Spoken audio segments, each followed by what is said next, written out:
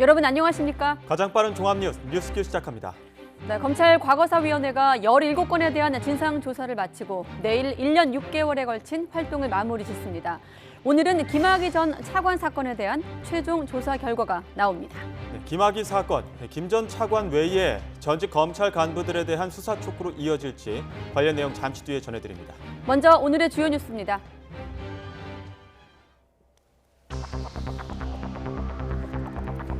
김학의 전 법무부 차관의 성범죄 의혹과 당시 진행된 수사에 대한 법무부 검찰 과거사위원회의 조사 결과가 잠시 뒤 발표됩니다. 위원회는 앞서 대검 과거사 진상조사단으로부터 사건의 핵심 인물인 윤중천 씨와 검찰의 유착 의혹에 대해 추가 수사가 필요하다는 의견을 받은 것으로 알려졌습니다.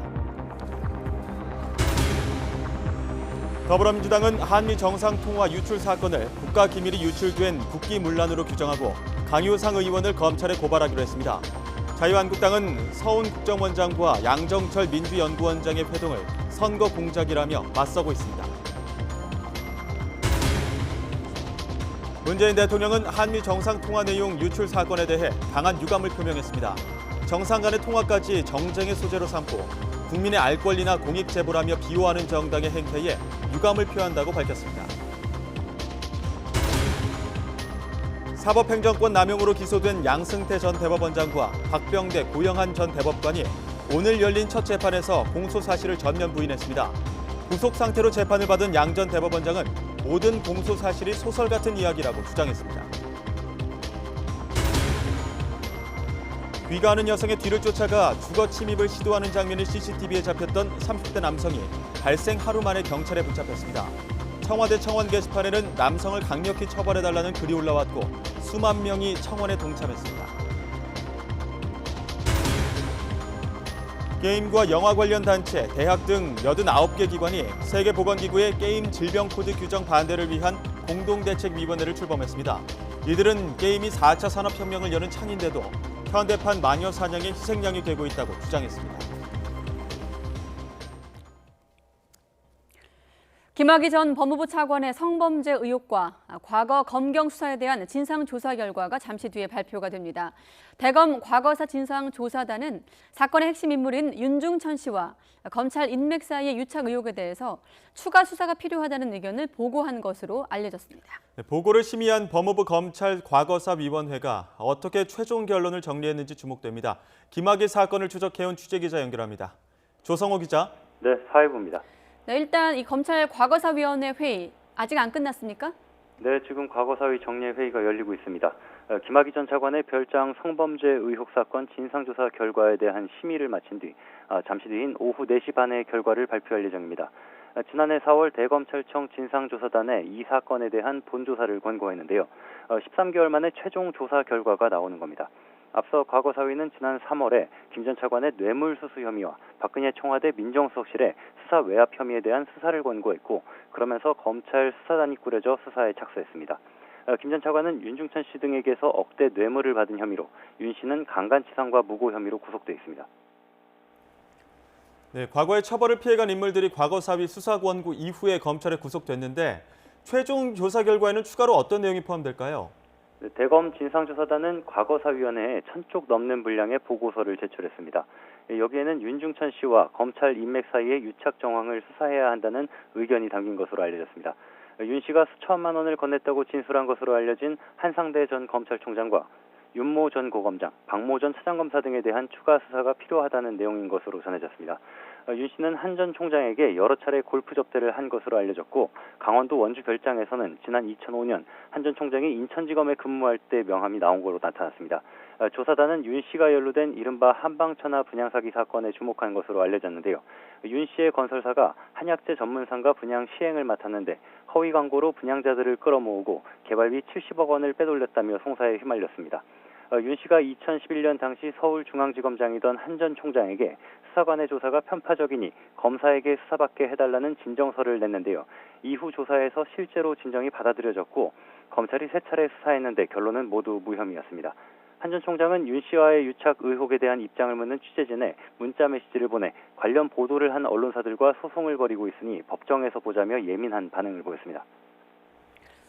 또 그런가 하면 이제 관건인 대목이 윤 씨와 유착 의혹이 있는 검찰 간부로 수사가 확대될 것인가 아니겠습니까? 가능성은 어느 정도인가요? 일단 과거 사위가 어떻게 심의하냐가 중요합니다. 과거 사위는 보고서 내용을 검토한 뒤 김 전 차관 외에 전직 검찰 간부들에 대한 수사를 촉구할지를 결론 내릴 방침인데요. 하지만 김 전 차관의 뇌물 혐의처럼 검찰에 직접 수사를 권고하는 조치는 없을 거란 관측이 많습니다. 또 과거 사위는 조사단 보고서를 토대로 김학의 사건에 대한 과거 수사가 어떤 부분에서 잘못됐는지 등도 정리해서 밝힐 것으로 보입니다. 검찰 과거 사위는 김학의 사건과 고 장자연 씨 사건 등 모두 17건에 대해 진상조사를 벌여왔는데요. 내일 용산 참사 사건에 대한 조사 결과 발표를 끝으로 1년 6개월에 걸친 활동을 마무리합니다. 지금까지 사회부에서 YTN 조성호입니다. 네, 아직 정례회의가 안 끝났고요. 잠시 뒤에 과거사위 조사 결과 나오는 대로 알아보도록 하겠습니다. 이번엔 국회 상황입니다. 문재인 대통령과 발을 맞춰 여당인 더불어민주당 역시 한미 정상 통화 유출은 국기문란이라며 강효상 의원과 자유한국당을 싸잡아서 비판했습니다. 네, 이에 한국당은 양정철 민주연구원장과 서훈 국정원장의 부적절한 만남은 선거 공작이라고 공세 수위를 높였습니다. 취재 기자 연결합니다. 조은지 기자. 네, 국회입니다. 네, 그야말로 평행선이 계속되고 있는 여야 공방전. 먼저 통화 유출 건부터 짚어주시죠. 네, 민감한 사안들이 줄줄이 이어지면서 국회 정상화까지는 갈 길이 멀어 보입니다. 먼저 더불어민주당은 한미정상 통화 유출건을 국가기밀 유출, 국기문란 사건이라고 명명했습니다. 한국당 강효상 의원을 국회 윤리특별위원회에 제소했고 외교부와 별도로 검찰에도 고발합니다. 이인영 원내대표는 강 의원의 국기문란과 한국당의 비호는 실망을 넘어 자괴감이 든다면서 국민 알 권리를 변명거리로 삼는 건 국민 우롱이라고 직격탄을 날렸습니다. 공개한 통화 내용이 상식적이라는 해명이나 야당 탄압이라는 주장도 모두 말이 안 된다고 일축했습니다. 물타기로 책임을 어물쩍 넘어가려는 행태는 용납하지 않겠습니다. 첫째, 외교 무능 등 사안을 왜곡하려는 시도는 성공하지 못합니다. 한미동맹을 정쟁에 끌어들여 훼손하려 한 그 본질은 변명의 여지가 없다는 점을 거듭 분명하게 지적합니다. 네, 이에 논란의 당사자 강효상 의원은 한국당 의원총회에 나와 정부의 실정을 알고도 묵인한다면 헌법기관으로서 직무유기라며 한미동맹 패싱 현상에 대해 국민께 그 심각성을 알리기 위해 통화 내용을 공개했다고 설명했습니다. 또 문재인 정부가 기밀을 멋대로 공개한 사례는 차고 넘친다며 유리한 기밀만 골라 공개하다가 자신들의 치부가 드러나니 노발대발하는 적반하장 정권이라고 비판했습니다. 당연한 의정활동을 정부 여당이 기밀 유출 혐의로 프레이밍 씌워 야당의 입에 재갈을 물리려는 것이 이번 사태의 본질입니다. 이는 야당 의원이 정부가 감추고 싶은 내용을 입에 담았다고 해서 기밀도 아닌 내용을 기밀로 침소 봉대하고 겁박하고 전국을 자기 뜻대로 끌고 가려는 책략인 것입니다. 네, 한국당에도 반박 카드가 있죠. 양정철 민주연구원장과 서훈 국가정보원장의 회동. 이를 놓고 공격이 계속되겠죠? 네, 오늘 오전 한국당 회의 제목이 아예 국정원 관권선거 의혹 대책위원회 회의였고 방금 끝난 의원총회 역시 이 의혹의 성토장이었습니다. 나경원 원내대표는 양정철과 서훈 두 원장의 부적절한 만남은 선거 공작의 냄새가 난다면서 북한 전문기자까지 동석해 총선에서 북풍 정치가 우려된다고 질타했습니다. 국정원이 지난 역사에서 정치 관여 의혹으로 대내 파트를 없애겠다는 선언까지 했는데 총선을 앞둔 시점에 정치적 중립 의무를 매우 심하게 위반한 처신이라고 비판했습니다. 대한민국 최고 정보 권력자와 민주당 내 최고 공천 실세, 총선 전략가의 어두운 만남 속에서 우리는 당연히 선거 공작의 냄새를 맡을 수밖에 없습니다.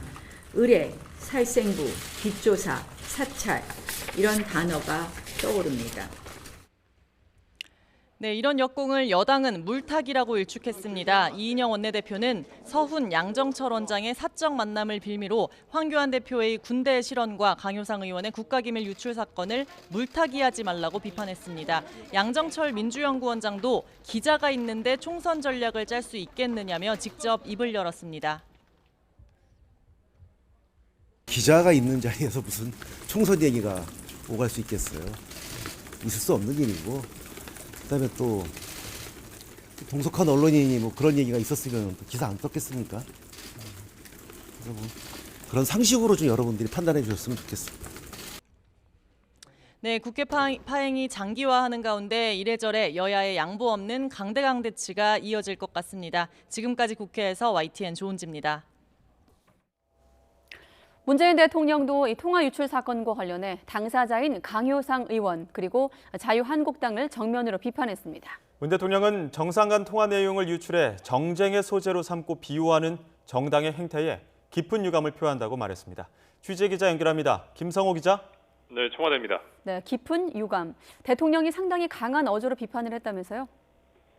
네, 그렇습니다. 문 대통령은 어제 외교부 감찰 결과가 공식 발표된 뒤 오늘 국무회의 자리를 통해서 하루 만에 입장을 밝혔습니다. 한미 정상의 통화 내용이 유출되고 또 이후 자유한국당의 대응을 거론하면서 깊은 유감을 표한다고 말했습니다. 직접 들어보겠습니다. 외교적으로 극히 민감할 수 있는 정상 간의 통화 내용까지 유출하면서 정쟁의 소재로 삼고 이를 국민의 알 권리라거나 공익제보라는 식으로 두둔하고 비호하는 정당의 행태에 대해 깊은 유감을 표합니다. 문 대통령은 또 국정을 담당해본 정당이라면 국가 운영의 근본에 관한 문제에서 기본과 상식을 지켜달라고 촉구했습니다. 또 당리당략을 국익과 안보에 앞세우는 정치가 아니라 상식에 기초하는 정치여야 국민과 함께 갈 수 있다고 지적했습니다. 이처럼 문 대통령이 이번 외교 기밀 유출을 강도 높게 비판한 데에는 그동안 한반도 정세를 둘러싼 외교 상황에 관해 이어지던 출처불명의 보도들이 향후 비핵화 대화를 어렵게 만들 수도 있다는 우려를 반영한 것으로 보입니다. 네, 이번 사건을 공직기강을 바로 세우는 계기로 삼겠다 이런 언급도 있었죠. 네, 그렇습니다. 문 대통령은 이번 일은 변명의 여지가 없이 있어서는 안 될 일이었다고 말했습니다. 그러면서 공직자의 기밀 유출에 대해서 정부의 대표로서 국민께 사과 말씀을 드린다고 밝혔습니다. 공무원의 부적절한 처신에 대해 대통령이 대신 사과한 것이라서 공직사회 전체에 강한 메시지를 던진 것으로 해석됩니다. 문 대통령은 이번 사건을 공직기강을 바로 세우는 계기로 삼겠다면서 공직자들도 자세를 새롭게 해달라고 당부했습니다. 외교부에서는 최근 몽골 주재대사의 갑질 의혹, 또 회담장에 구겨진 태극기를 배치하는 등 기강회의 논란이 계속됐습니다. 집권 3년차를 맞아서 문 대통령이 공직사회 전반을 점검하고 국정 운영의 고삐를 다시 죄겠다는 의지를 밝힌 것으로 풀이됩니다. 지금까지 청와대에서 YTN 임성호입니다. 네, 미국 국무부가 북한의 대량 살상 무기 프로그램은 유엔 안보리 결의 위반이라는 입장을 다시 확인을 했습니다. 또 그러면서도 미국의 정부의 초점은 협상에 있다면서 북한의 최근 발사에도 대화의 문을 다시금 열어두긴 했습니다. 워싱턴 김희준 특파원의 보도입니다. 나흘간의 일본 방문을 마치고 백악관에 돌아온 트럼프 대통령. 북핵 문제를 비롯해 별다른 질문도 답변도 없었습니다. 대신 국무부 브리핑에서 북한의 이달 초 발사 문제가 재차 거론됐습니다. 북한의 발사가 유엔 안보리 결의 위반이냐는 질문에 오테이거스 대변인은 원칙론으로 응수했습니다. 북한의 모든 대량 살상 무기 WMD 프로그램은 유엔 제재 결의와 충돌한다는 것. 하지만 방점은 협상에 뒀습니다. 미국 정부의 초점은 북한 WMD 프로그램의 평화로운 종결을 위한 협상이라며 협상이 진행되기를 바란다고 강조했습니다.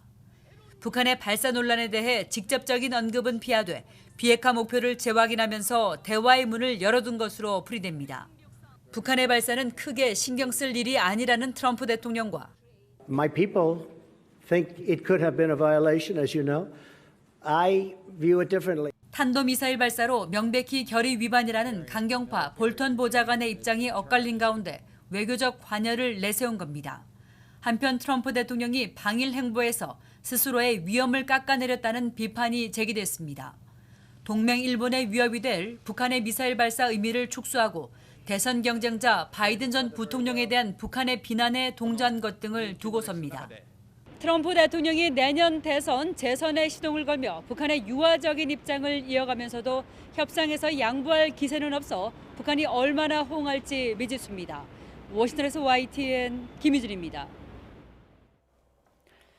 9.19 남북 군사합의를 지키기 위해서 강원도 철원 비무장지대에선 우리 군이 기초 유해 발굴을 먼저 시작한 지 어느덧 2달이 다 돼가고 있습니다. 북한이 아직 호응에 오지 않고 있는 가운데 지뢰 제거와 기초 발굴이 이루어지고 있는 현장이 언론에 처음으로 공개가 됐습니다. 강정교 기자가 보도합니다. 남측 철책선보다 북한군 초소가 더 가까운 비무장지대 안 최전방 감시 초소. 군사 분계선 남쪽 지역에서 지뢰 제거와 기초 발굴 작업이 한창입니다. 흰색 안전선을 친 구간은 아직 지뢰가 묻혀있을 가능성이 있는 곳. 주황과 노랑선은 지뢰 제거를 마치고 기초 발굴이 이루어지고 있는 곳을 표시합니다. 안전사고 위험에 대비해 한여름 날씨에도 육중한 보호장구 착용은 필수고 전사자 유해와 DNA가 섞일 수도 있기 때문에 작업 중엔 늘 마스크와 장갑을 껴야 합니다. 거의 모든 발굴 과정이 수작업으로 이루어지는 고된 현장이지만 분단 이후 60년 넘도록 가족의 품으로 돌아가지 못한 호국 영령들을 생각하면 한시도 손을 놓기 어렵습니다. 저희들이 지금 누리고 있는 것들이 다 이 호국 영령들의 희생에 의해서 왔다고 생각하고 이거를 보답하고 있다는 마음으로 항상 6.25 전쟁 기간 4차례의 치열한 탈환전이 벌어졌던 화살머리 고지엔 국군과 유엔군 등 아군 전사자 유해만 300구 넘게 묻혀있을 것으로 추정됩니다. 지난달 1일부터 지금까지 약 60일 동안 국군 전사자 추정 완전 유해를 비롯한 뼈조각 325점과 미군 방탄복, 중국군 방독면 등 유품 2만 3천여 점이 쏟아져 나왔습니다. DMZ 안에서 이 출입이 제한이 되다 보니까 개발도 안 돼 있고 그다음에 사람의 흔적이 없습니다. 따라서 6.25 당시 때 그 모습 그대로 유품과 유해들이 그대로 보존되어 있는 상태를 보고 깜짝 놀랐고 9.19 군사합의에 따라 남북은 지난달 1일부터 공동 유해 발굴을 진행하기로 했지만 2달 가까이 우리 군의 반쪽 작업만 계속되고 있습니다. 공동 발굴 시한인 10월까지 무심한 시간만 흐르는 가운데 북한은 여전히 한미연합훈련 중단 등 근본 문제가 해결되지 않았다고 주장하며 약속을 지키지 않고 있습니다. YTN 강정규입니다. 북한에서 전기를 공급받는 인구가 2017년 기준으로 전체의 44%라는 국제기구들의 공동 보고서가 나왔다고 미국의 소리 VOA 방송이 보도했습니다. 세계은행, 국제에너지기구 등이 최근 공동으로 내놓은 에너지 관련 보고서에서 북한은 2017년 도시 전기 공급률 39%, 농촌 전기 공급률 52%, 전국 공급률은 44%를 기록했습니다. 올해 대북 인도 지원 사업에 가장 많은 액수를 지원하고 있는 국가인 스위스가 지원 물자 분배 투명성에 확신을 나타냈다고 역시 미국의 소리 VOA 방송이 보도했습니다. 게오르그 파라고 스위스 외무부 대변인은 VOA를 통해 북한에 상주하면서 스위스 전문가들과 함께 프로젝트를 직접 수행하고 있다며 물자가 북한에서 가장 취약한 사람들에게 가고 있다고 확신한다고 말했습니다.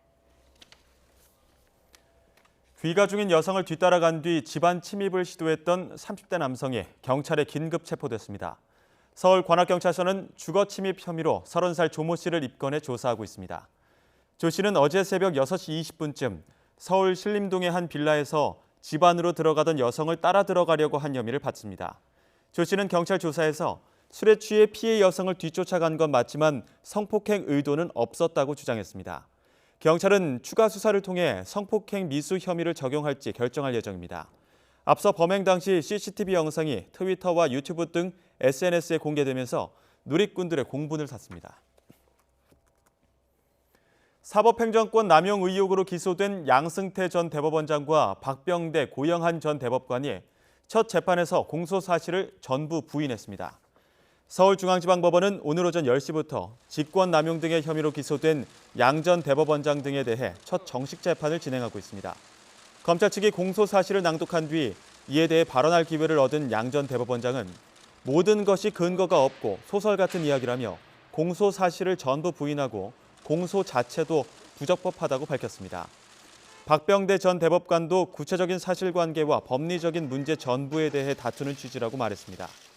고영한 전 대법관도 공소 사실을 전부 부인한다며 국민의 사법부에 대한 신뢰가 훼손돼 마음이 무겁고 자신이 양 전 대법원장을 잘못 보필한 것이 아닌가 하는 생각에 죄송하다고 밝혔습니다. 시비 끝에 분을 참지 못한 입주민이 차량으로 주차장 입구를 막는 일이 또 벌어졌습니다. 이번에는 경기도의 한 오피스텔에서 일어났는데 엘리베이터에 껌을 붙인 일로 관리사무소와 갈등을 빚은 게 화근이었습니다. 박희재 기자의 보도입니다. 경기도 하남의 한 대형 오피스텔. 고급 승용차에서 내린 입주민이 관리사무소 직원과 말다툼을 벌입니다. 만취 상태였던 주민 A씨는 결국 주차장 입구 앞에 차량을 내버려 두고 집으로 올라갔습니다. 아침에 유치원 차량이나 아니면 출근 차량들이 뒤엉켜서 좀 혼잡함을 이뤘고요. 주민들의 항의가 빗발쳤지만 차량은 오후까지 그대로 방치돼 있었습니다. A씨는 반나절 만인 오후 3시쯤 차를 옮겼습니다. 그 사이 입주민들은 통행에 불편함을 겪었습니다. 사건의 발단은 사흘 전으로 거슬러 올라갑니다. A씨가 엘리베이터 벽에 껌을 붙이고 사라지자 관리사무소에서 CCTV 화면을 찾아내 주의를 당부하는 안내문을 부착했습니다. 여기에 A씨가 항의하면서 가벼운 몸싸움까지 벌어졌습니다.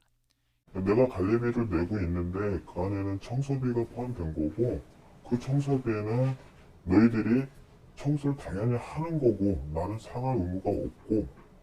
갈등이 쌓여있는 상황에서 주차장 입구 차단기를 열어주는 문제를 놓고 새벽에 다시 언쟁이 벌어진 겁니다.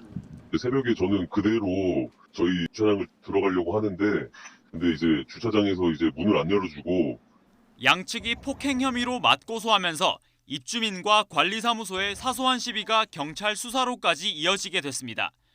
주차장 입구를 막는 엉뚱한 화풀이로 애꿎은 주민들만 피해를 보는 사례가 잇따르고 있습니다. 지난주 서울의 한 아파트에선 입주자 대표단 감사 직무가 정지된 60대 남성이 주차장 출입을 막고 나섰습니다.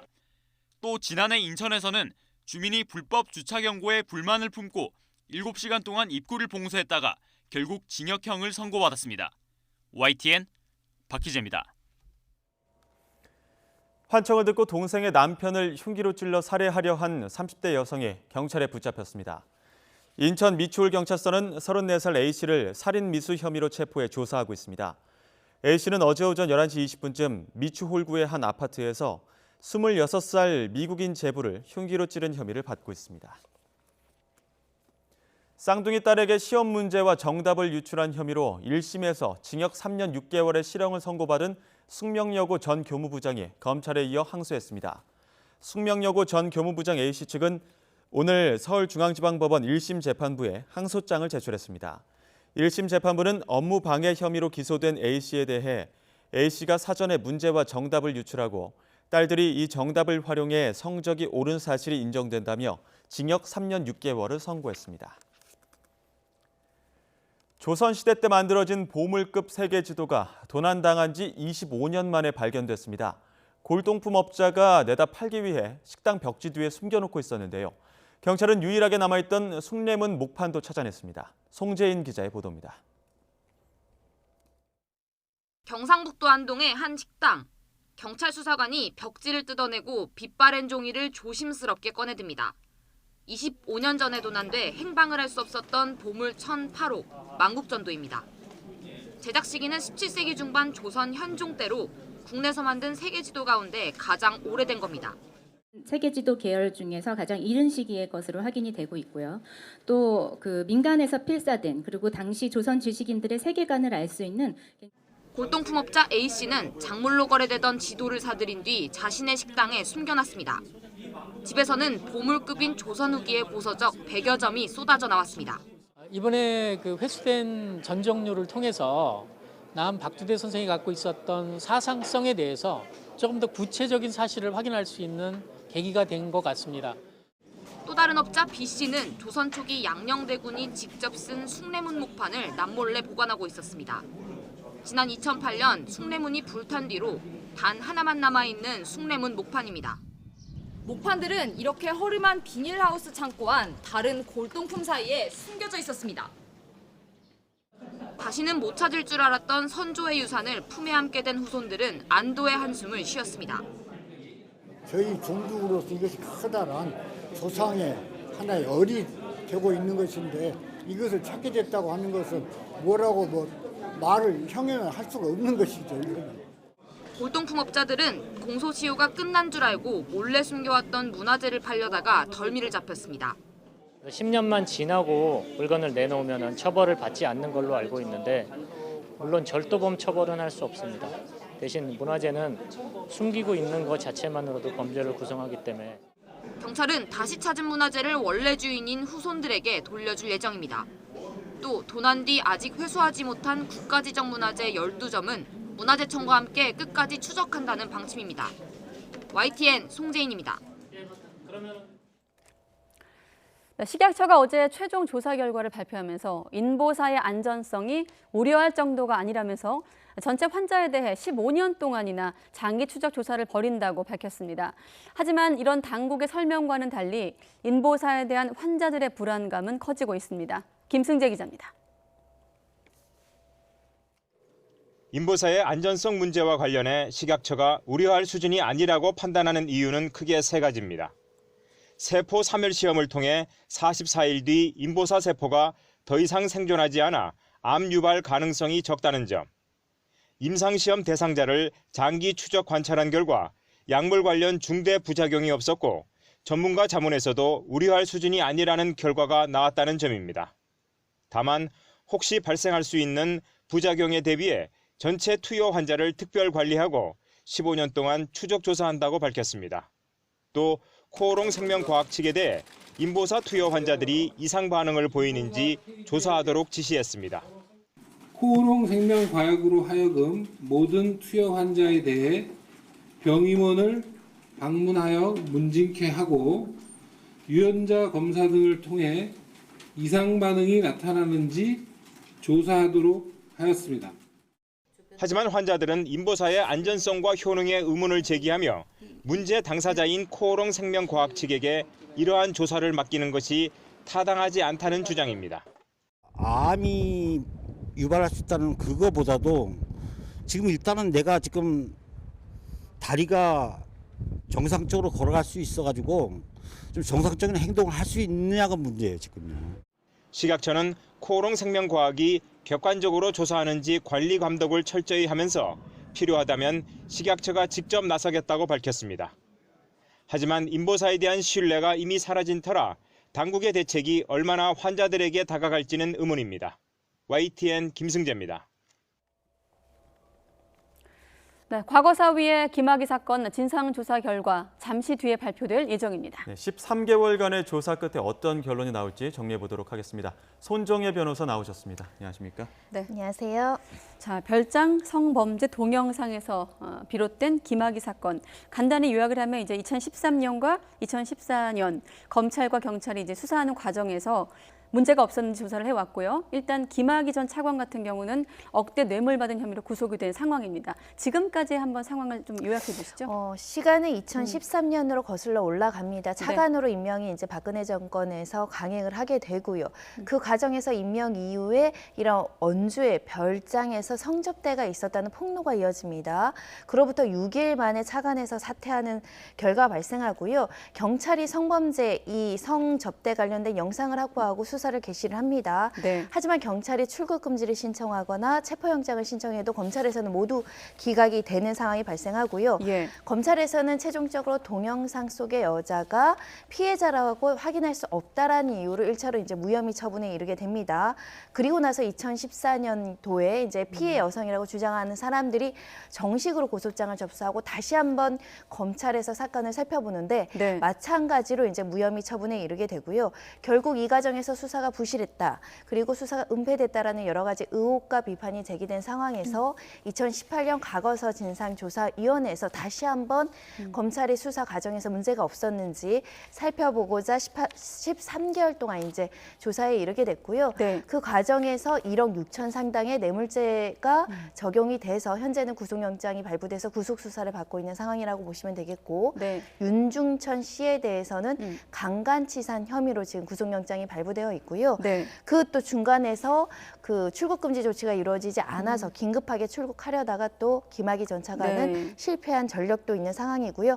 여전히 수사는 진행 중에 있는 상황입니다. 네. 의혹이 발생한 지 6년이고 지금 13개월간의 조사가 이루어졌는데 곧 조사 결과를 발표할 텐데요. 오늘 나올 내용 중에 가장 쟁점이 될 부분이 있다면 어떤 게 있을까요? 그러니까 과거사 진상조사위원회는 특정 사건에 대한 재수사가 최종적인 목적이라기보다는 네. 과거에 검찰과 경찰이 수사하는 과정에서 어떤 국민의 인권을 침해하고 또는 수사를 부실하게 하고 직권남용을 한 부분에 있어서 네. 과거의 잘못된 사실을 확인하고 바로잡기 위해서 조사를 시작한 것입니다.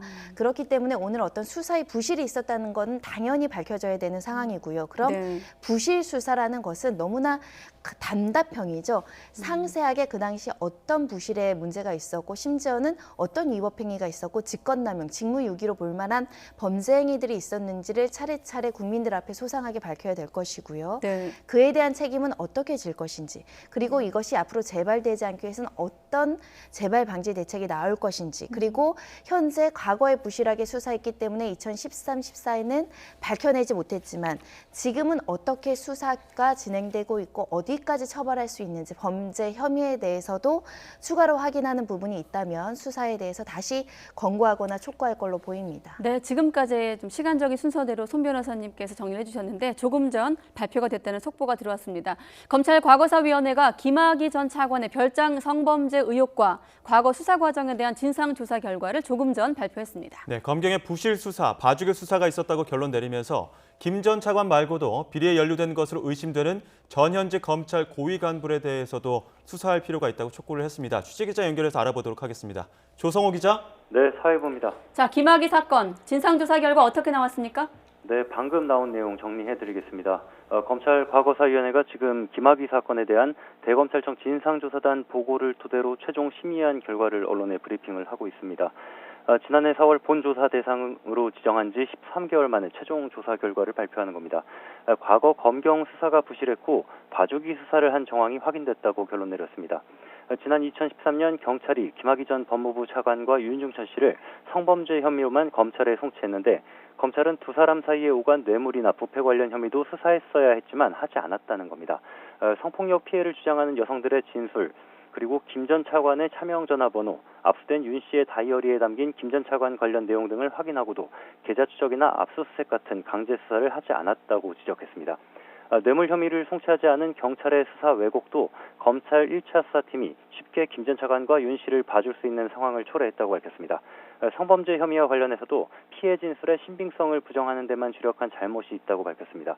또 1차 수사팀이 윤 씨가 저축은행에서 300억 원대 사기 대출을 받은 혐의를 수사하고도 기소하지 않았는데 윤 씨가 폭로성 진술을 하는 것을 막기 위한 것이 아니었는지 의심되는 봐주기 정황이라고 덧붙였습니다.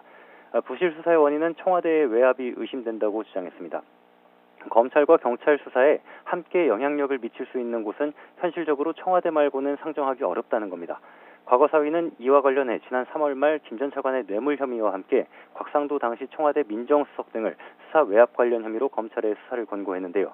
검찰 수사단의 수사로 진실이 밝혀지길 기대한다고 밝혔습니다.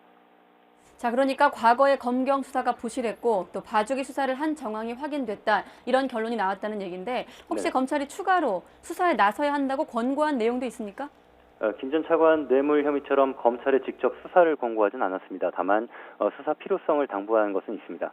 진상조사 과정에서 윤중천 씨가 김 전 차관 말고도 다른 검찰 고위 간부들과 어울린 정황이 확인됐는데요. 과거사위는 이른바 윤중천 리스트가 있는데도 검찰은 수사하지 않은 점을 지적했습니다. 1차 수사 당시 검찰이 경찰 수사 기록에서 한상대 전 검찰총장과 윤모 전 고검장, 박모 전 차장검사 등의 이름을 확인하고도 수사하지 않은 것이 내부자 감싸기가 아닌지 의심된다는 겁니다. 윤 씨는 이른바 한방천하 분양 사기 사건에 연루돼 지난 2007년부터 2011년 사이 세 차례 검찰 수사를 받았습니다. 특히 2011년 당시 서울중앙지검장이던 한 전 총장에게 수사관의 조사가 편파적이니 검사에게 수사받게 해달라는 진정서를 냈는데 요구대로 실제 수사 담당자가 변경됐고 무혐의 처분을 받은 것으로 확인됐습니다. 윤 전 고검장은 김학의 사건 1차 수사 당시 차장검사로 2차 수사 때는 대검 강력부장으로 수사를 지휘하는 자리에 있습니다. 박 전 차장검사는 윤 씨와 2002년쯤부터 막역한 사이로 알려졌는데요. 변호사 개업 이후 윤 씨가 소개한 사건의 수임료 일부를 리베이트로 지급해 변호사법을 위반한 것으로 의심된다고 과거 사위는 밝혔습니다. 그러면서 법무부와 검찰은 조직에 미칠 부정적 영향, 사건에 연루된 사람들과 친소관계 등을 전혀 고려하지 말고 철저히 수사해야 한다고 촉구했습니다. 네, 처음 사건의 발단이 된 별장 동영상 말고도 추가 동영상이 있다는 의혹도 꾸준히 제기됐는데 네. 이와 관련해서 어떤 결론이 나왔죠? 네, 말씀하신 것처럼 사건의 발단인 김 전 차관의 별장 동영상 말고도 추가 동영상이 있을 가능성도 제기됐습니다. 진상조사 결과 윤 씨가 김 전 차관 외에도 별장에서 접대하거나 성관계한 다수의 남성에 대해 동영상을 촬영하는 습격이 있던 것으로 보인다고 밝혔습니다. 윤 씨가 영상을 이용해 다수의 피해자에게 금품을 갈취하거나 채용금 상환을 미룬 것으로 의심할 수 있는 정황도 충분하다고 덧붙였는데요. 검찰 과거사위원회는 윤 씨에게 공소시효가 남아있는 상습공갈 범죄 혐의와 추가 동영상, 또 피해자가 있는지를 수사로 밝힐 필요가 있다고 밝혔습니다. 네, 과거사위 활동 종료를 이틀 앞두고 김학의 사건 진상조사가 마무리됐습니다. 과거사위의 심의 내용 다시 한번 이 부분도 정리해 주시죠. 네, 앞서 말씀드린 내용 포함해서 과거사위가 권고한 내용을 정리해드리겠습니다. 앞서 지난 3월에 김학의 전 차관의 뇌물 혐의와 박근혜 청와대의 수사 외압 의혹에 대해서는 먼저 수사를 권고했습니다. 이후 출범한 검찰 수사단이 이미 수사에 나서서 김 전 차관과 윤 씨를 구속했고요. 과거사위는 여기에 추가로 수사가 필요한 부분을 언급했는데요. 윤 씨와 관련된 비위가 의심되는 한상대 전 총장을 비롯한 법조 관계자들에 대한 수사를 촉구했습니다. 또 윤 씨가 촬영한 추가 동영상이 있다면 또 다른 범행에 쓰였는지도 확인할 것도 검찰에 요청했습니다. 성폭행 피해를 주장하는 여성들의 주장도 사실인지 아니면 무고에 해당하는지도 확인해달라고 했고요. 검찰의 과거 수사가 부실했다는 의혹에 대해서도 철저하게 진실을 규명하라고 권고했습니다. 여기에 검사의 직무 관련 범죄를 엄정히 수사할 수 있는 그런 실효적 권한을 갖춘 고위공직자 범죄수사처 입법 논의에 대해서도 법무부와 검찰이 조직 이해를 넘어 적극적으로 참여할 것을 권고하기도 했습니다. 지금까지 사회부에서 YTN 조성호입니다.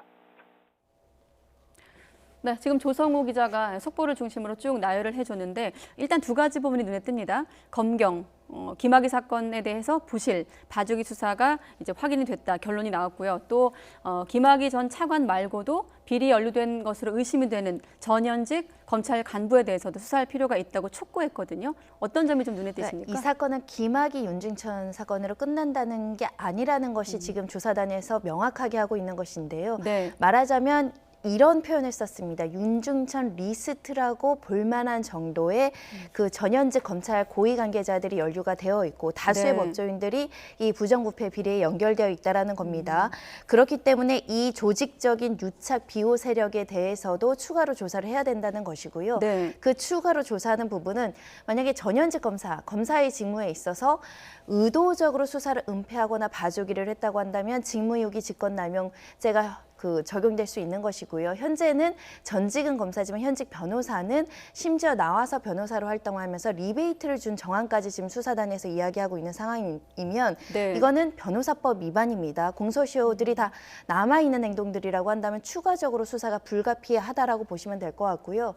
더군다나 조사단에서 뭐라고 설명하고 있냐면 이 원주 그 별장에 간 사람이 네. 김학의뿐만 아니라 다수의 검찰 고위 관계자도 있는 것으로 보인다라고 명시적으로 이야기를 하고 있습니다. 그렇다면 지금 김학의 전 차관이 1억 6천의 뇌물을 받은 것으로 구속되어 있지만 그 당시에 비슷하게 성접대를 받았거나 돈을 받았거나 뇌물을 받았다거나 청탁을 받은 사람들도 마찬가지 부정부패 비리로 지금 수사 대상에 오를 수 있다는 거고요. 그 대상이 전현직 고위 검찰이라는 겁니다. 그렇기 때문에 수사 부실과도 연결이 되는데 네. 그런 편의와 청탁과 갖가지 금품 제공을 받았기 때문에 윤중천 사건에 대해서 봐주기 수사가 이루어진 거 아니냐 이런 의혹이 충분히 제기되고 있는 상황이고 조사단에서도 구체적인 지금 사건을 이야기하고 있습니다. 이 사건에서 기소되지 않은 것은 납득하기 어렵다. 그렇다고 한다면 이 수사의 부실과 관련해서는 검경 수사 지휘 라인에서의 그 부실 수사, 봐주기 수사가 있었던 거 아니냐. 이것은 직무유기 직권남용일 수 있기 때문에 조사를 해야 될 필요성이 있다라는 유착 의혹까지 더 나아가서 광범위한 수사를 요청하고 있다라고 보시면 되겠습니다. 네. 다수의 검찰 고위 관계자에 대한 성접대 뇌물 가능성까지 있어 보인다. 뭐 이런 식의 언급이었었는데 윤중천 씨와 검찰 인맥 사이의 유착 의혹 더욱더 수사가 본격화되겠죠. 네, 그렇습니다. 조사단에서 처음에 김학의 전 차관과 그 윤중천 씨가 친하다라고 얘기했는데 보통 그럼 누구한테 소개받아서 어떻게 알게 돼서 친하게 지냈습니까? 라고 나오는 게 정상적인데 수사 과정에서 그런 부분들이 전혀 이루어지지 않았다는 겁니다. 네. 더군다나 통화 내역이라든가 그 주변의 통신 내역 그리고 통장 내역 이런 것들에 대한 기본적인 강제 수사도 이루어지지 않았기 때문에 그 당시에 유착 관계에 대해서 드러나지 못했다라는 것인데 그 당시에 통신 내역, 차명 계좌, 차명 폰 내용만 살펴본다고 하더라도 윤중천 리스트로 불릴 만한 그 리스트에 올라가 있는 전현직 검찰 고위 관계자들을 찾을 수 있음에도 불구하고 그것을 놓쳤기 때문에 그 수사 부실이다라고 지금 평가하고 있기 때문에 네. 지금이라도 윤중천 씨가 실제로 이거는 가정에서 말씀드리는 겁니다. 김학의 전 차관처럼 고위 전현직 검사들에게 갖가지 향응과 물품을 제공해서 본인 사건 플러스 이 사건의 성범죄 피해자라고 주장하는 여성 사건까지 포함해서 수사의 편의를 요청하거나 청탁을 한 사실이 있는지 여부 그리고 그 사람들이 그런 편의를 받고 수사의 영향력을 행사해서 어떤 영장을 기각시키거나 사건의 배당을 다르게 했다던가 이런 혐의가 없는지 여부를 수사해야 될 것으로 보입니다. 네.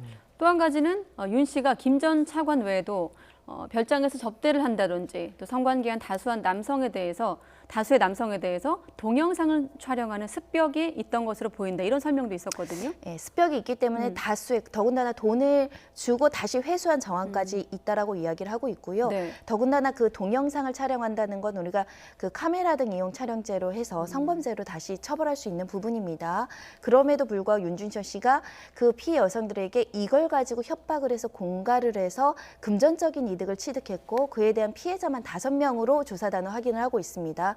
그렇다고 한다면 습벽이라는 것은 이런 선저 때나 성폭력이 있었을 때 늘 일상처럼 이렇게 영상을 녹화해왔다고 한다면 어딘가에는 혹여라도 사본 형태라도 은닉될 가능성을 배제하기 어렵다라는 것이고 그것이 밝혀진다고 한다면 다른 피해자에 대해서 또는 다른 범죄에 대해서 또 실체 진실을 발견할 수 있다라는 부분이기 때문에 네. 그 부분도 추가적인 조사가 필요하고 관계자들을 통해서 혹여라도 이 존재나 또는 사본의 존재나 은닉되었을 가능성까지 열어놓고 수사를 해야 된다라는 입장입니다. 예. 이 성폭력 피해를 주장하는 여성들에 대해서는 뭐 어떻게 수사가 이루어질까요? 일단 A, B, C라고 이제 익명 처리해서 밝혔습니다. A에 대해서는 A의 진술을 믿기 어렵고 무고로 이제 수사가 진행되고 있다라는 것이고요. 네. B와 C는 제대로 다시 검토할 필요성이 굉장히 높다라고 평가를 합니다. 특히 C 같은 경우는 피해의 진술이 일관된다.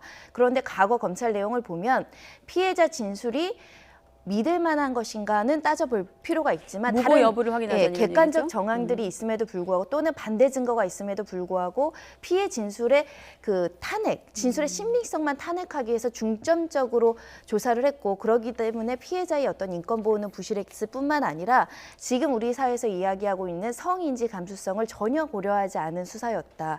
그 역시 그랬기 때문에 실체 진실 발견이 좀 어려웠던 거 아니냐. 다시 한번 B와 C에 대한 진술은 검토해 봐야 될 것이고 그 당시 그 여성들이 처한 특수성을 고려해서 다시 재검토를 해야 된다라고 보고 있고요. 그 진술 여하를 제대로 검토해서 무고인지 또는 정말 피해자인지를 가려볼 필요가 있다라고 지금 지적하고 있습니다. 자, 다시 앞으로 좀 돌아가서 고의적인 부실 수사 의혹에 대해서 좀 성역 없는 수사를 촉구했습니다. 당시 검경이 왜 어떻게 좀 부실 수사를 했는지에 대한 과거사위의 어떤 결론도 좀 다시 한번 짚어주시죠. 네, 과거사위는 왜 부실 수사의 원인에 대해서는 어떻게 추정하고 있냐면 네.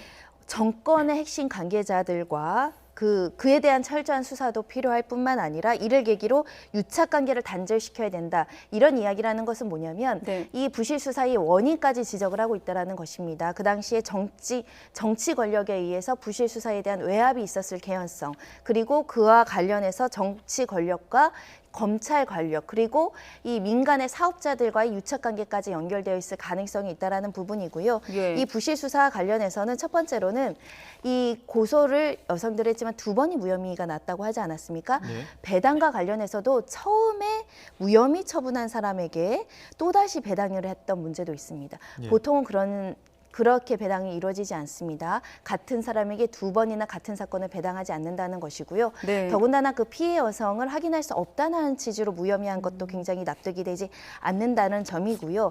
그 당시에 윤중천 씨가 가지고 있던 업무 수첩이라든가 갖가지 통화 내역, 그리고 차명 계좌의 존재, 그리고 채모 씨의 진술을 비춰봤을 때 충분히 부정부패 비리까지 수사가 진행될 수 있고, 충분히 수사기관으로서는 이것이 단순한 성접대가 아니라 이런 유착관계가 있었다고 평가할 만한 구체적인 정황들이 많았음에도 불구하고 수사 제명 자체를 성범죄, 성접대로 한정하고 이 피해자들 여성의 진술의 신빙성만 탄핵하기에 중점을 맡았다. 오히려 그 피해 진술을 부정하는 데 급급했다. 네, 이것은 검사의 객관이불을 완전히 위반하고 필요한 수사를 하지 않은 직무유기이다라고 보고 있기 때문에 그 당시에 그 수사에 담당했던 수사관들에 대한 과오는 분명히 지적되고 있는 상황이고요. 다만 그 당시에 수사는 징계시효라는 게 있습니다. 3년 정도, 3년에서 5년인데요. 네. 징계시효 3년이 지나서 징계를 할 수 없다고 하더라도 누가 구체적으로 부실 수사를 했고 이런 직무유기를 하고 직권남용을 했는지는 네. 이번 조사단도 아주 명확하게 밝히고 있지는 않습니다.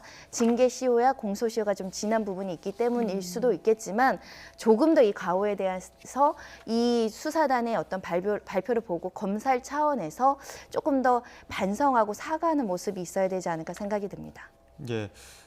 앞서 조사 결과에서도 나왔지만 검경의 부실 수사, 그리고 성접대 의혹, 추가 동영상 존재 가능성, 이런 것들이 있습니다. 공소시효가 남아 있는 것들도 있고 아직 이제 지난 사건들도 있을 텐데 어느 사건을 중점적으로 먼저 조사가 시작될 것이라고 전망을 해볼 수 있을까요? 일단 뇌물 사건은 이미 구속되어 있어서 상당 네. 부분 범죄의 소명이 있다라고 보이고요. 두 번째로는 성범죄입니다. 특히 B와 C에 대한 성범죄가 있었는지 여부. 지금 공소시효 문제를 극복하기 위해서는 특수 강간이거나 강간치상이 인정이 돼야 됩니다. 현재 윤중천 씨는 강간치상으로 구속되어 있는데요. 이 치상은 정신적 외상후 스트레스에 대한 부분이 인정이 되면 치상까지 인정될 수 있기 때문에 이 부분에 대해서 수사가 집중적으로 이루어져야 되고요.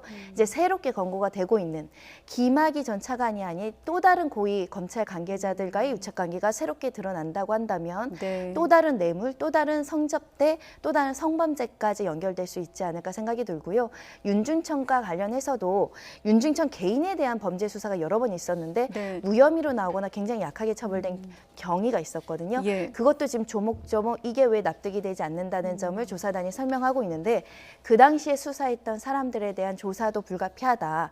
그리고 이번에 조사단이 이야기한 것은 뭐냐면 네. 그 당시에도 감찰은 이루어졌었어야 된다. 내부에서 이게 직무유기, 직권남용으로 수사까지는 검찰 내부에서 이루어지진 않는다고 하더라도 부실 수사가 있었던 그 팀에 대해서는 적어도 감찰을 해야 되는데 이거는 자정 능력이 상실됐다고 보는 거거든요.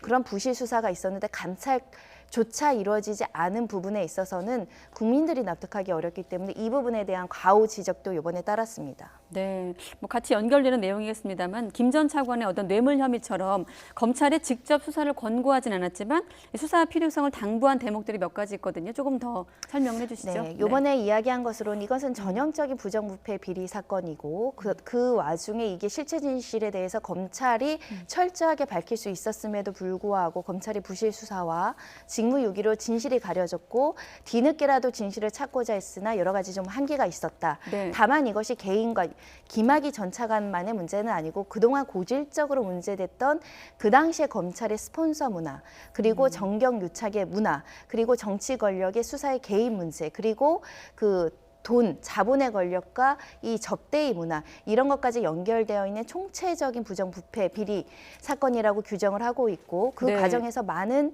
전현직 검찰뿐만 아니라 많은 법조인들이 관여돼서 이 부정부패와 부실 수사에 관여되어 있다. 이 부분은 명확하게 도려내야 된다는 것이고요. 이 부분을 확인하기 위해서는 이 유착관계를 추가적으로 확인할 필요가 있다. 그리고 이 성범죄는 아직도 끝나지 않았고 철저하게 수사를 해야 되고 과거의 기준이 아니라 피해 여성의 입장에서 그 당시의 특수성과 성인지 감수성을 고려하면 진술의 신빙성을 지금은 인정할 수도 있기 때문에 공소시효가 남아 있다면 이 부분도 수사와 처벌이 필요하다라고 지금 밝히고 있습니다. 그런 맥락에서 보면 윤중천이 촬영한 추가 동영상의 어떤 존재 가능성이 확인됐다는 부분도 연결해서 보면 조금 수사가 확대될 여지가 있겠네요. 네, 추가 동영상 진술과 관련해서 참고인들 진술 중에 그런 부분들 내가 이 사본 또는 존재 사실 봤었다 이런 주장들도 있는 것으로 알려지고 있는데요.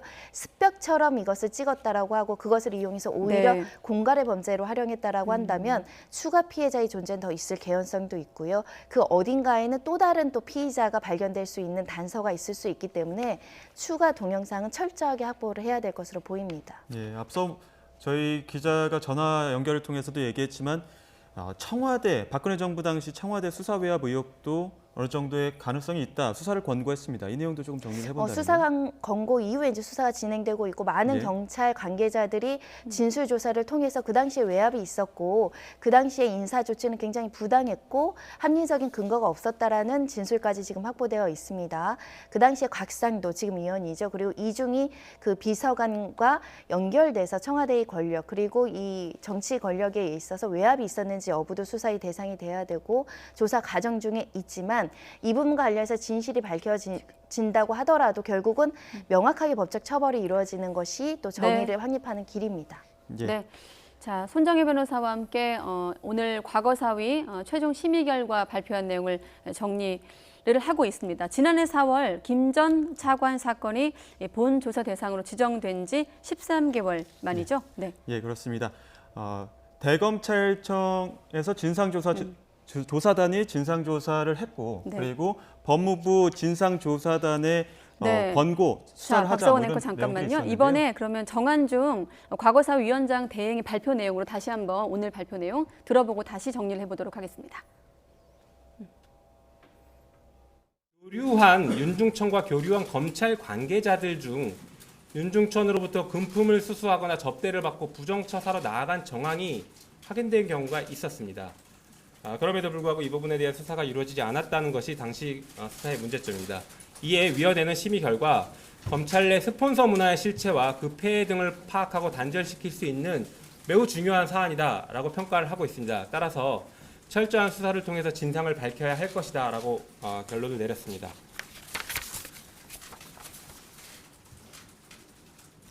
네 번째, 이른바 김학의 동영상 이외에 추가 동영상의 존재 가능성 여부입니다. 이게 결국엔 그 윤중천의 리스트와도 연결이 될 수 있을 것 같긴 한데요. 일단 저희가 확인한 바는 이렇습니다. 윤중천은 김학의 이외에도 별장 접대 또는 성관계를 가진 다수의 자에 대해서 동영상을 촬영하고 이를 은밀히 보관하고 있을 가능성을 확인했습니다. 다수의 관련자들 진술이 확인이 됐습니다. 이 동영상을 이용해서 윤중천은 다수 피해자들을 상대로 금품을 갈취하거나 차용금 상환을 유예받은 것으로 의심할 사정들이 존재합니다. 이 부분은 법적으로는 상습 공갈로 평가할 수 있을 것 같습니다. 따라서 위원회는 추가 동영상의 존재 가능성이 확인되었고 현재 공소시효가 남아있기 때문에 철저한 수사를 통해서 진상을 규명하고 국민적 의혹을 해소시킬 필요성이 매우 높다라고 결론을 내렸습니다. 마지막 의혹이 성폭력 피해 주장 여성들의 피해 여부입니다. 이 부분도 상당히 관심이 많으실 것으로 생각합니다. 성폭력 피해 여성 중 A 여성에 대해서는 무고 혐의를 확인해서 저희가 권고한 바 있습니다. 다른 성폭력 피해 주장 여성들에 대해서는 피해 주장과 신빙성 탄핵 자료, 그러니까 피해 주장과 피해 주장을 탄핵할 수 있는 자료들이 상존하고 있는 것은 기록상 현실입니다. 그러나 성인지 감수성을 고려해서 현재 수사가 진행되고 있는 부분을 철저하게 수사해야 될 필요가 있다라고 봤습니다. 한편 위원회는 이러한 그 조사 결과 보고를 받고 심의한 결과 성폭력 사건을 원점에서 다시 검토하고 성인지 감수성을 고려한 수사가 필요하다라는 점과 특히 윤중천이 성관계 동영상으로 협박했을 가능성에 대해서도 충분히 고려한 수사가 필요하다라고 결론을 내렸습니다. 이에 위원회는 다음과 같이 권고를 합니다. 첫 번째가 수사단이 엄정하게 수사해서 사건의 실체적 진실을 규명할 것을 권고합니다. 검찰 관계자의 뇌물 혹은 수뢰 후 부정처사 혐의, 윤중천 상습 공갈 혐의, 그리고 성폭력 범죄 혐의에 대한 수사 촉구를 하는 것입니다. 두 번째, 고위공직자 비리수사처 입법 논의에 적극 참여할 것을 권고합니다. 검찰의 그 과오를 검찰 스스로가 바로잡기 어렵다라는 것은 이 사건을 통해서 저희가 확인했습니다. 그래서 고위공직자 범죄수사처입니다. 고위공직자 범죄수사처 입법 논의가 되고 있는 것에 법무부와 검찰이 적극 협조하고 참여할 것을 권고합니다. 세 번째, 검사의 실제 책임에 부합하게 결재제도 개선 및 엄격한 사후 통제를 할 수 있도록 제도 개선을 권고합니다. 네 번째, 성범죄에 있어서 빈틈없는 처벌 그리고 적정한 처벌을 하고 피해자 보호를 강화하도록 관련 법령을 개정할 것을 권고합니다. 이상으로 심의 결과 보고를 마치도록 하겠습니다. 그리고 잠시 뒤에 그 질의응답을 받는 시간을 잠깐 갖도록 하겠습니다.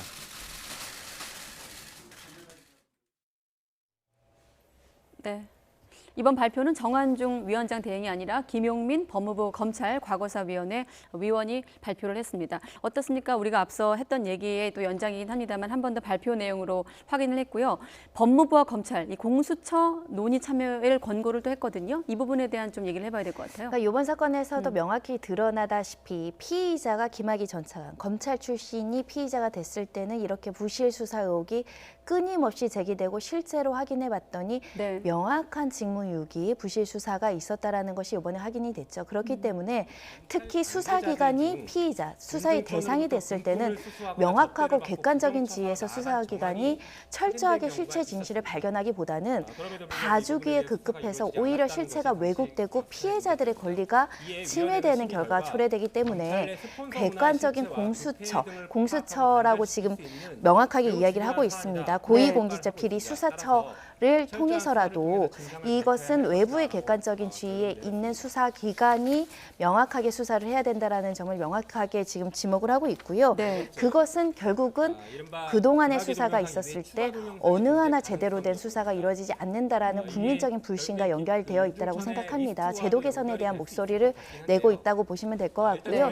그와 더불어서 또 한 번은 피해자 권리 강화 그리고 결재 라인에 대한 제도도 바꿔야 된다. 결재 라인은 뭐냐면 검사가 직접 수사해서 차장, 부장에게 올리는 과정에서 이 결재 라인에 둬서 상부에서 지시가 잘못 내려졌을 때는 또 사건 결과가 제대로 처리되지 않는다는 부분을 지적한 것으로 보이는데 검찰의 수사 관행, 제도 이 부분에 대한 개선도 지금 요구하고 있는 상황입니다. 자, 그런 의미에서 보면 김학의 사건이 아니라 윤중천 리스트 사건이다.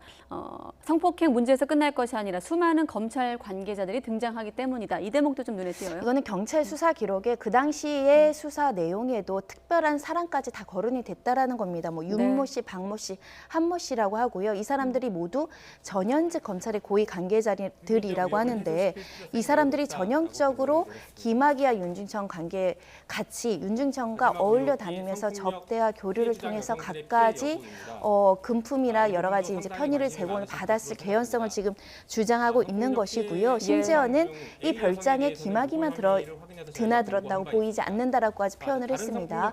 이런 여러 가지 정황에 비춰봐서는 이런 부정부패 비리의 리스트가 있을 것이고 이 유착관계는 명확하게 밝혀야 된다라는 것이고요. 객관적인 자료가 있다라고 이야기하고 있습니다. 이 객관적인 자료를 토대로 실제로 김학의 전 차관 말고도 비리 검사가 있는지는 명확하게 밝혀야 되지 않을까 생각이 듭니다. 네, 지금까지 검찰 과거사위원회 조사 결과 내용들 짚어봤습니다. 손정혜 변호사와 함께했습니다. 오늘 말씀 고맙습니다. 네, 잘 들었습니다.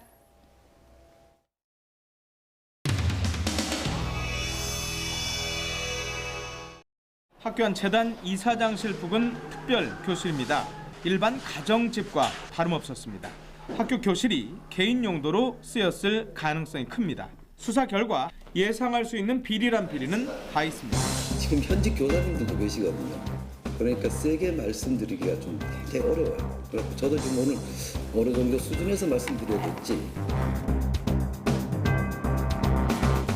좀 천천히 말씀드릴게요. 쓰셔야 되니까.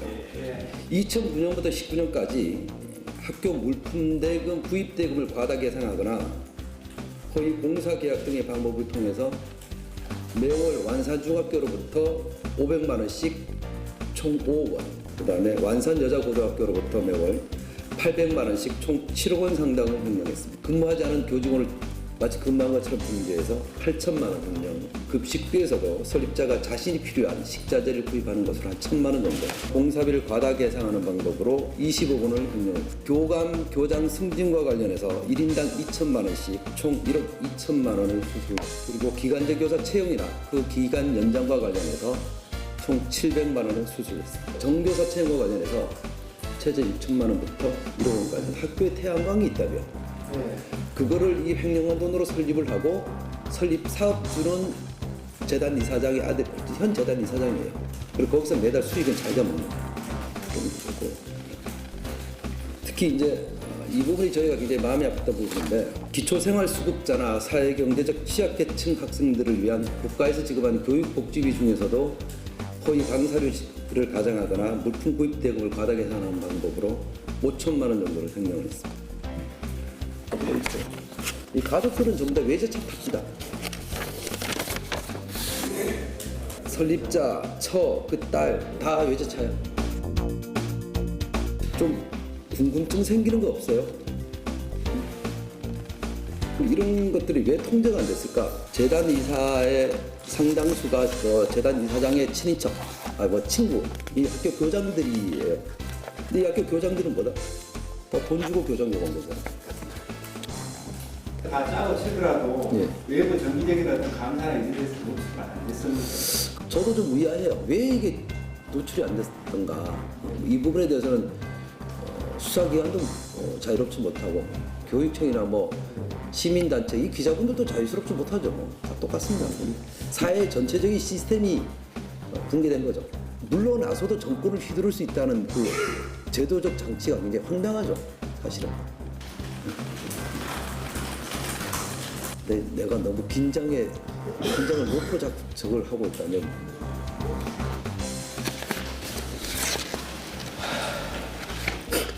왜 한숨을 쉬고 그러시노?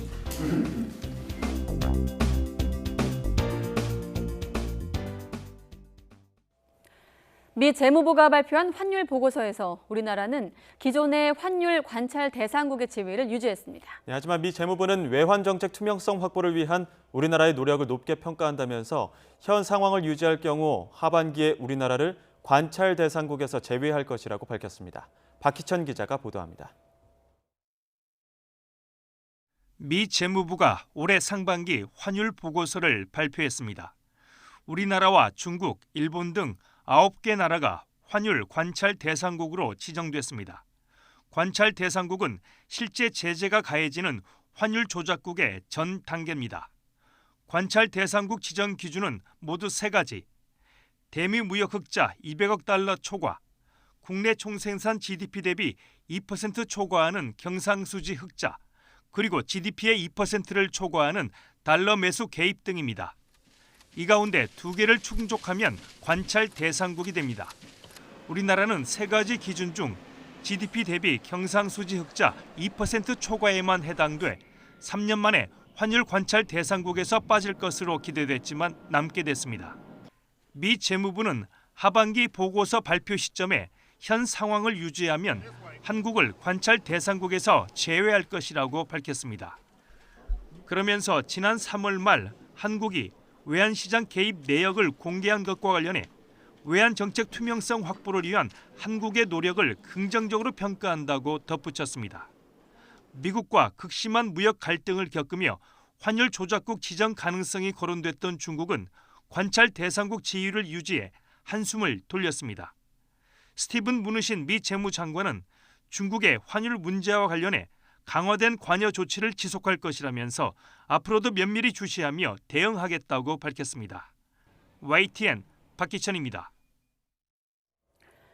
지난해 7월 대규모 인명피해를 낳았던 라오스 댐 붕괴 사고는 사실상 인재였다는 라오스 당국의 조사 결과가 나왔습니다. 시공사인 SK건설은 과학적 근거가 부족한 조사 결과에 동의할 수 없다고 밝혀 앞으로 상당한 논란이 예상됩니다. 김태현 기자의 보도입니다. 사망 실종자가 100명이 넘고 6천여 명이 수해를 입은 지난해 라오스 수력발전소 보조댐 붕괴 사고. 라오스 국가조사위원회는 붕괴 사고에 대한 독립전문가위원회 조사 결과 불가항력적인 사고로 볼 수 없다는 결론이 나왔다고 밝혔습니다. 적절한 사전 조치로 막을 수 있었던 사실상 인재라는 것입니다. 전문가위원회는 지난해 7월 붕괴 사고가 나기 전에 며칠간 집중호우가 쏟아졌지만 붕괴가 시작됐을 때 댐 수위가 최고 가동 수위에 도달하지 않았다고 밝혔습니다. 보조댐의 기초 지반인 적색토 안에 있는 미세한 관들을 따라 누수가 발생했고 이로 인한 침식과 지반 약화가 결국 댐 붕괴로 이어졌다고 지적했습니다. SK건설은 입장문을 내고 과학적 근거와 데이터가 부족한 경험적 추론에 불과하다며 조사 결과에 동의할 수 없다고 반박했습니다. 전문가위원회가 토사층에 물길이 생기는 파이핑 현상을 입증하지 못했고 만약 이로 인해 사고가 났다면 붕괴 전 보조댐 하단부에 대량의 토사 유출이 있어야 했다고 지적했습니다. SK건설은 옵서버로 참여한 기관들은 당장은 사고 원인을 단정하기 어렵다고 밝히거나 보조댐 하류의 산사태 흔적에 주목하며 평면 파괴와 같은 다른 원인을 제시했다고 밝혔습니다. 이렇게 라오스 정부와 SK건설의 입장이 맞서면서 상당한 논란이 이어질 것으로 보입니다. 붕괴 사고의 원인에 따라 막대한 피해 보상의 주체와 범위, 규모도 크게 달라지게 됩니다. YTN 김태현입니다.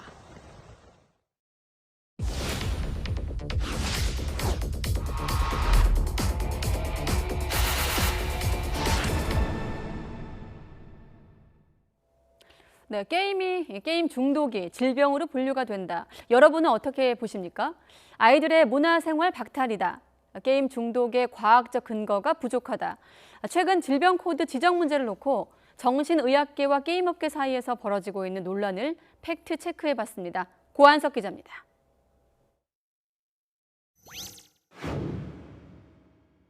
UN 아동권리협약 31조는 자유로운 놀이와 문화활동을 보장합니다. 게임업계는 이를 근거로 게임 중독의 질병 코드가 부여되는 것을 아동의 권리 침해라고 주장합니다. 그러나 협약 전체를 놓고 보면 얘기는 달라집니다. 3조, 아동에게 최선의 이익을 줘야 한다. 6조, 아동의 생존과 발전을 보장해야 한다. 게임에서 비롯된 신체적, 정신적 문제를 적극적으로 해결하지 않을 경우 오히려 UN 아동협약을 더 크게 위반하는 셈입니다. 게임 업체가요. 그렇게 말하면 정말 안 되죠. 왜냐하면 아동권리협약을 제대로 알지 못하고 얘기하고 그 31조항만 딱 해놓고 이게 아동권리를 위배한다는. 세계보건기구와는 달리 미국 정신의학회는 행동과 관련된 중독으로 도박만을 인정합니다. 게임 중독의 과학적 근거가 부족하다고 주장하는 이유 가운데 하나입니다. 그러나 미국 정신의학회는 추가 연구가 필요하다면서도 게임 중독에 대한 위험성을 경고하고 구체적인 9가지 증상까지 제시하고 있습니다. 과학적 근거가 좀 더 구체화하면 언제든 질병으로 인정할 수 있다는 얘기입니다. 한국콘텐츠진흥원 용역 보고서입니다. 게임 중독에 질병 코드를 부여할 경우 게임 시장이 3년 동안 11조 원 넘게 쪼그라든다고 나와 있습니다. 2011년부터 시행된 청소년 야간 게임 금지법, 이른바 셧다운 제도에 따른 매출 감소 규모를 근거로 추산한 결과입니다. 1980년 미국에서 흡연 중독이 질병 코드로 지정됐을 때의 담배 매출 감소폭을 근거로 계산하면 결과는 크게 다릅니다. 보고서 역시 비교할 만한 선행 연구가 미비하다고 시인하고 있어서 현재 상황에서 게임업계 매출 감소액을 가늠하기는 어렵습니다. 다만 게임의 질병이라는 주홍 글씨가 새겨지면 시장은 위축될 수밖에 없다는 게 게임 관련 전문가들의 대체적인 판단입니다. YTN 고한석입니다. 게임과 영화 등 관련 단체와 대학 등 89곳이 오늘 오전 서울 국회의원회관에서 기자회견을 열어 세계보건기구의 게임 장애 질병 코드 반대를 위한 공동대책위원회를 출범했습니다. 공대위는 세계보건기구의 게임 질병 코드 지정에 관한 애도사를 낭독한 데 이어 게임 자유선언을 통해 게임이 4차 산업혁명을 여는 창임에도 현대판 마녀 사냥의 희생양이 되고 있다고 비판했습니다. 또 정부가 사회적인 합의 없이 한국표준질병 분류 개정 도입을 강행한다면 법적인 대응을 검토하겠다면서 앞으로 보건복지부 장관 항의 방문과 국회의장 면담을 추진하겠다고 밝히기도 했습니다. 네, 번아웃 증후군은 어떨까요? 병이 아니라 직업적 증상으로 분류했습니다. 직장에서 누적이 된 피로로 인해 매사에 무기력함을 느끼게 되는 현상인데 현대 사회에 널리 퍼져 있는 건강 문제란 지적입니다. 조수연 기자입니다. 과도한 업무 후 극도의 피로로 인한 직장인의 의욕 상실을 병으로 정의할 수 있을까? 세계보건기구 WHO가 수십 년에 걸친 논쟁 끝에 이런 번아웃 현상을 직업 관련 증상으로 규정했습니다. 다만 의학적 질병으로 분류하지는 않았습니다. WHO는 번아웃을 제대로 관리되지 않은 만성적 직장 스트레스에서 오는 증후군으로 정의했습니다. 일에 몰두해 스트레스가 계속 쌓이면서 극심한 피로로 이어지고 결국 몸의 에너지가 번아웃, 즉 소진돼 버려 무기력함을 느끼는 게 주요 증상입니다. 이는 자기 직업에 대한 심리적 거리감과 함께 부정적, 냉소적 감정을 키우며 업무 효율 저하를 초래한다는 겁니다. 번아웃은 직업적 맥락에서의 현상을 의미하며 삶의 다른 영역에서 적용해선 안 된다는 게 WHO의 설명입니다. 목표 수준이나 포부가 과도하거나 전력을 다하는 성격의 사람에게서 주로 나타나지만 현대 사회에서 수많은 직장인의 건강을 위협하는 문제로 지적됐습니다. 일의 강도와 양에 비해 충분한 휴식을 갖지 못하는 것도 원인으로 지목됩니다. 번아웃을 예방하기 위해서는 정해진 업무 시간 내에 일을 마치도록 하고 퇴근 후에는 집으로 일을 가져가지 않는 방법이 권장되고 있습니다. 이번에 승인된 새 질병 표준은 194개 WHO 회원국에서 2022년부터 효력을 갖게 됩니다. YTN 조수연입니다.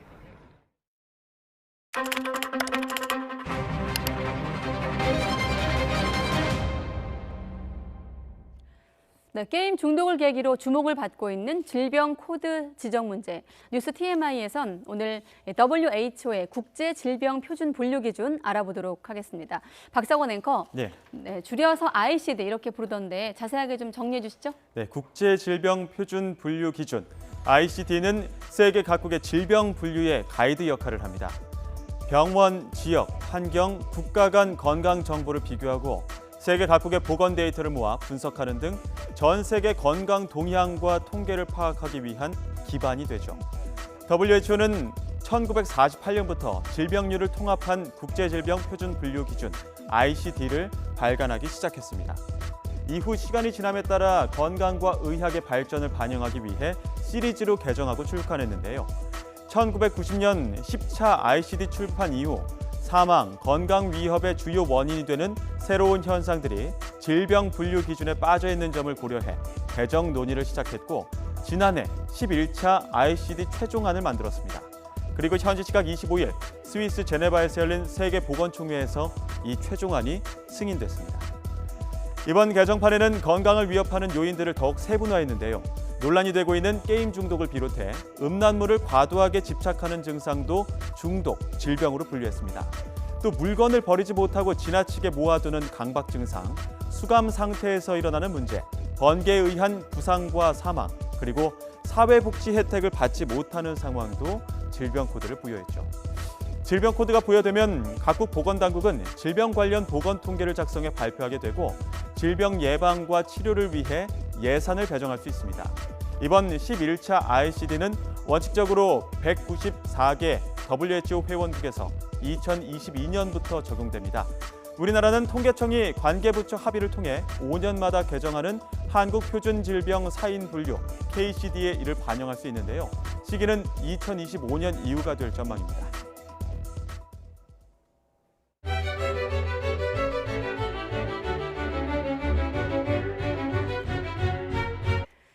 프로축구 서울이 성남을 꺾고 K리그 통산 500승을 달성했습니다.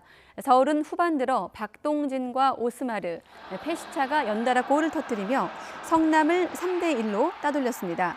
5경기 무패를 이어간 서울은 K리그 2위로 도약했습니다.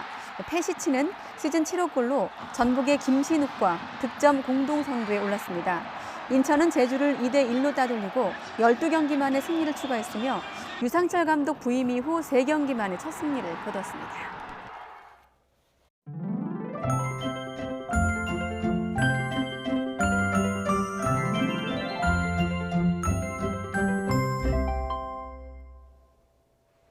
맑은 하늘에 강한 햇살이 내리쬐면서 다시 초여름 더위가 찾아왔습니다.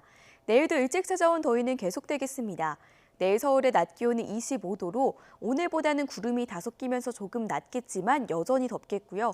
특히 강릉의 낮 기온은 31도까지 오르면서 예년 기온을 7도나 웃돌겠습니다. 오늘보다 더 가벼운 옷차림 하시는 게 좋겠습니다. 내일은 전국이 대체로 맑다가 오후부터 구름의 양이 늘겠습니다. 낮에는 자외선과 오존 농도가 높게 치솟겠습니다. 외출 시에는 자외선 차단제를 꼼꼼히 바르시고요. 오존 생성이 많이 되는 차도에서 최대한 떨어져서 이동하시는 게 좋겠습니다. 내일 아침 기온은 오늘보다 2에서 3도가량 높겠습니다. 서울 아침 기온 15도, 광주 15도, 대구 14도, 부산 16도로 예상되고요. 낮 기온 오늘과 비슷하거나 조금 더 높겠습니다. 서울 낮 기온 25도, 광주 27도, 대구와 강릉은 31도까지 오르겠고요. 부산은 25도로 예상됩니다. 남은 한 주간 비 소식 없이 맑겠고요. 초여름 더위가 계속되겠습니다. 지금까지 날씨 정보였습니다. 네, 뉴스큐 2부에서도 게임 중독 질병 코드 논란 고한석 기자와 다시 한번 조목조목 알아보도록 하겠습니다.